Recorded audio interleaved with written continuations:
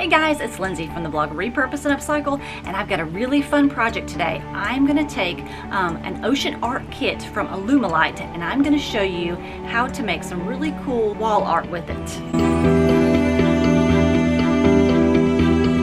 So let's talk about materials. You're going to need gloves. You're also going to need they call it clear cast. This is the two-part clear coating that you're going to mix together to create that resin that we're going to add color to make that beautiful piece of ocean art. Now, when you buy the ocean art kit through Alumilite, it comes with all of this, minus the gloves. These are my own gloves. So what I'm going to do is I'm going to mix these two together, equal parts in here. Then I'm going to, after I've mixed it thoroughly, I'm going to pour it into these separate little jugs, and then I'm going to add color to it with these.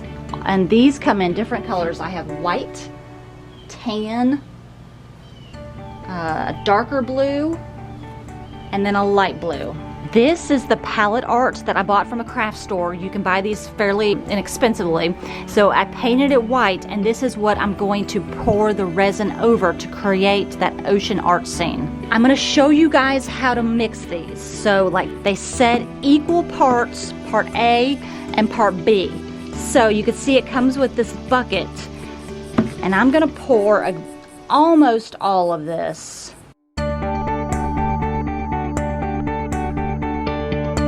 So that's 32 ounces. So now I'm going to pour 32 ounces into here to create 64.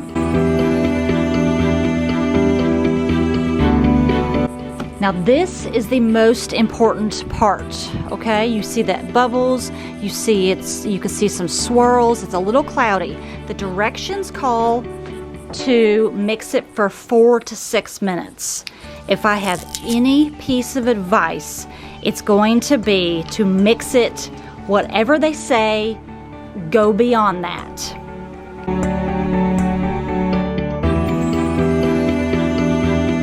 Alright, you can see I've mixed for 6 minutes, and you can see it says when you're done you should have a clear mix with no streaks and no swirls.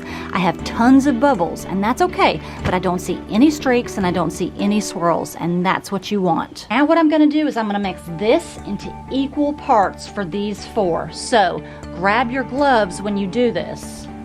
Alright, here we go.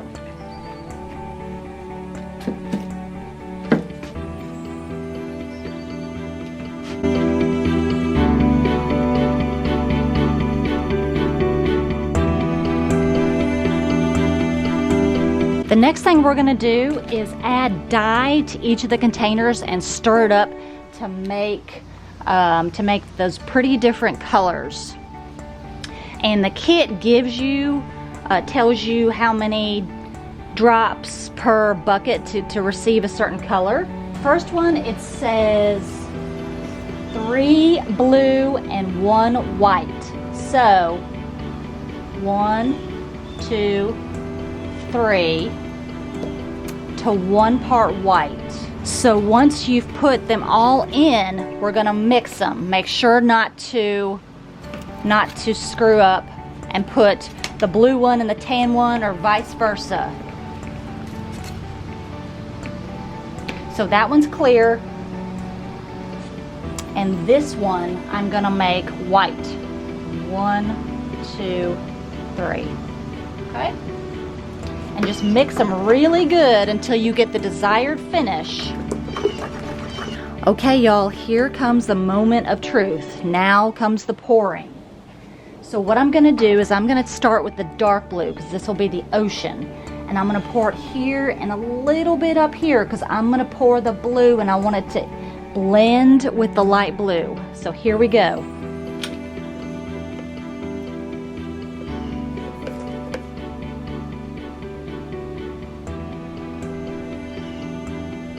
Okay, and you want it to go ahead and drip. Okay, a few parts, like I want it to drip over the edge, right like that. Okay, now I'm going to take the light blue, stir that up real good. Okay, want it to come up a little bit onto that, the third piece of wood. I'm gonna pour a little more. So as I was pouring the blues, I went to pour the tan, and y'all look, it's already hard. So just a word to the wise, you need to move fast. And apparently I didn't move fast enough. And that's okay, because I left some extra epoxy, so I'm gonna have to mix some more, and then I'm gonna go back with some more tan. Okay, so I poured some more, and now I'm gonna use a hair dryer to blend it.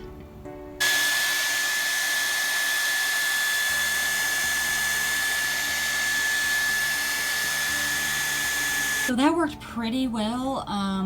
I'm shocked at how fast it cures. So just FYI, y'all are gonna have to move fast. I did not move fast enough. So I'm probably gonna need to go back and do a little more white and some more blending. And that's not a problem, and that's the other good thing about always having leftover product. So don't ever use all of it at once, just in case. I'm also gonna try to maybe put in just some rocks at the bottom, just to see. We have some gravel, just to see how this looks. Okay, that's looking better. It's getting there, but I'm still gonna have to do a little more blending here, I think. And maybe add a little more dark blue up here. So I do want to make it a little bit darker, like down here. So I'm gonna pour some of this down here on some of the, I'm gonna make that a little bit darker.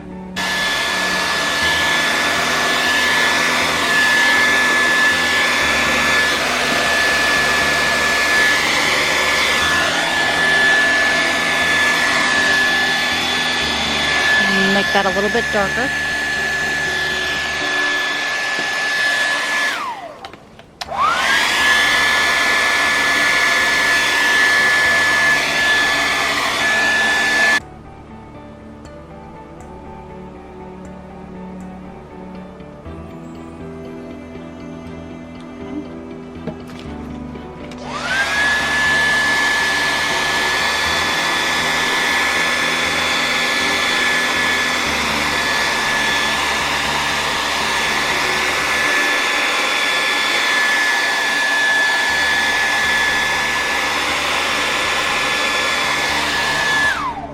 A little bit lighter up here.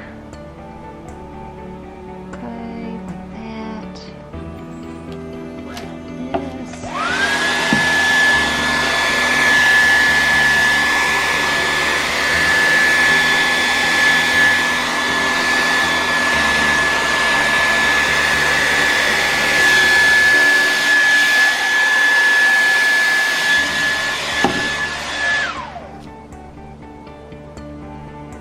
This. Like that. And once again,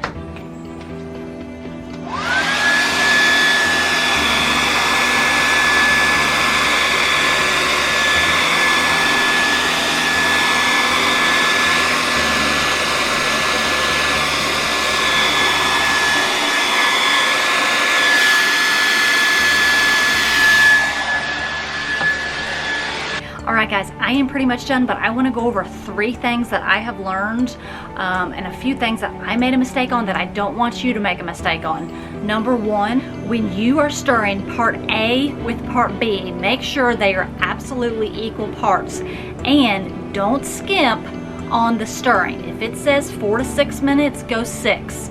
You can always go a little more. It's not going to hurt to go a little more, but it will hurt if you go a little less. I have worked with epoxy pours maybe 4 times. The first 2, this was my biggest mistake. I didn't stir long enough, and I wondered and I wondered and I wondered, what have I done wrong? The 3rd time, I actually took a course, and they said the biggest mistake that you're going to find when you pour epoxy is you don't stir long enough.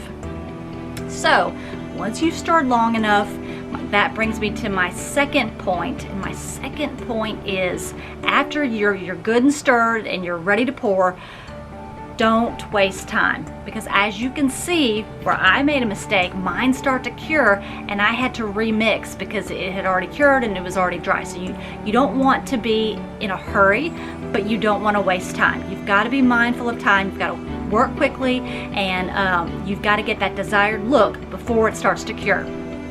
Which that brings me to my next point. My third point and tip on pouring epoxy is always, always, always leave a little left over, part A and part B, for mistakes. So like with mine, if it did cure fast, you could always go back and mix a little more. That's okay. Even when your piece is dry, you can always go back and pour new epoxy over that, which is what I had to go back and do.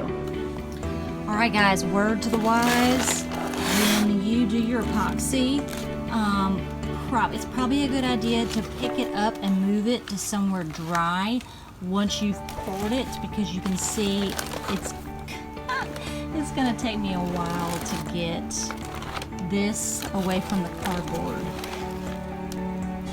Thanks for watching, guys. I hope you've learned a few things about how to pour epoxy, how to mix it, how to make it, and what to do with it. Make sure you like and subscribe to my channel so you won't miss any more videos like this one. Thanks, guys.